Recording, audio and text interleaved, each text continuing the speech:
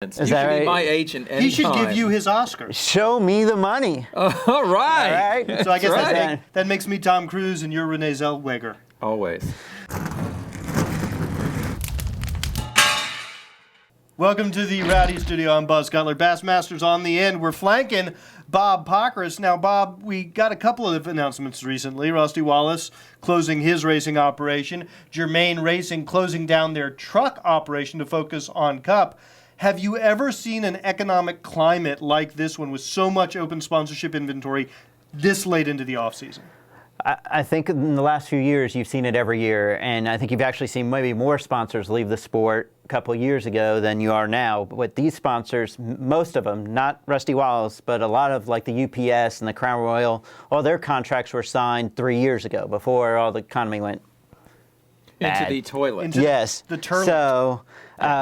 So I think this is still kind of a readjustment of that. Now you look at guys like Rusty Wallace, can't keep 5 Hour Energy goes Cup racing, and some of their other sponsors don't come back. And then Germain can't get a truck sponsor, and you think to yourself, man, does NASCAR and the teams need to do a better job of convincing sponsors that that you get value, whether you're finishing first or 10th or 20th.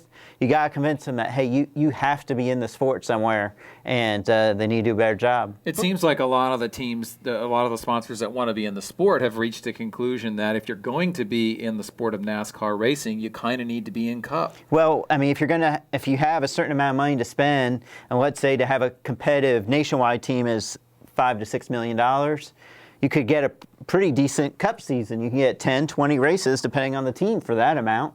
So why spend it in the Nationwide Series when you can spend it in the Cup Series and probably with a fairly competitive team? And in Nationwide, there seems to be, you have to spend that $5-6 million. If you're spending 2 or 3, you're only going to run to here. Right. So if you've got $5 or $6 million, and you could, let's say you could get Carl Edwards for 4 races or 3 races, even something small like that, versus a whole nationwide season. You probably get him for like 5 or 6. Yeah. Right. So like at some point, it's like, man, that's not a bad deal. Carl Edwards, for example. Well, we've seen a great example of that with Best Buy Racing leaving Richard Petty Motorsports to run a partial season with Matt Kenseth and a couple of races with Carl Edwards. It's exactly what you're talking about. Yeah, so they run about half the races they used to run, right? Then, I mean, they weren't full at RPM, and they're probably playing a little bit more per race a big at bump Roush. from that. Well, when you have open inventory at Roush Fenway and Richard Petty Motorsports and Michael Waltrip Racing, and Hendrick even has some open inventory, what chance does a Rusty Wallace or a TRG really stand? I mean, it's really a sponsor's market right now. Well, the question to me... And you may hear some announcements this month because it should be cheaper to buy that races in January than it was in November. Right, the price should be going down. Right. And here's the question I have. Ultimately, what's the future of the nationwide-only, truck-only race team? Are those series sort of destined to be populated by Cup teams? Or drivers who have money bringing their own money. Right. I think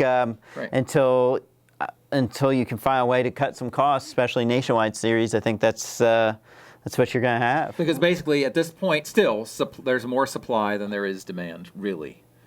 Yeah. When you think about it. And- That's and- why there's open inventory. And the question I think that begs, at least, one of the things I've been wondering is if the sponsorship price point is going to go down just because of the supply and demand equation, are these teams going to have less resources then to put back onto the track? And is that going to affect what we see on Sunday afternoon? It should affect the quality of the racing, right? I mean, because money buys speed, and if you have less money to buy it, now you just hope that everybody has the same amount of money, same amount less. Right, exactly. Right. Or the fat cats are going to just get to be fatter cats. Possibly. Which might be another repercussion we see from the economic stress. Well, if it's a season like last season, I'll take it. I mean, because that was kind of awesome.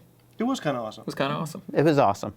Not just kind of. Okay. It was Bob awesome. Pockrass. You might be kind of Renee Zellweger, but... Unanimous on the awesome. Bob Pockrass, he had me at hello. And if you want to see more rowdy videos, check back here throughout the week. He had you at hello.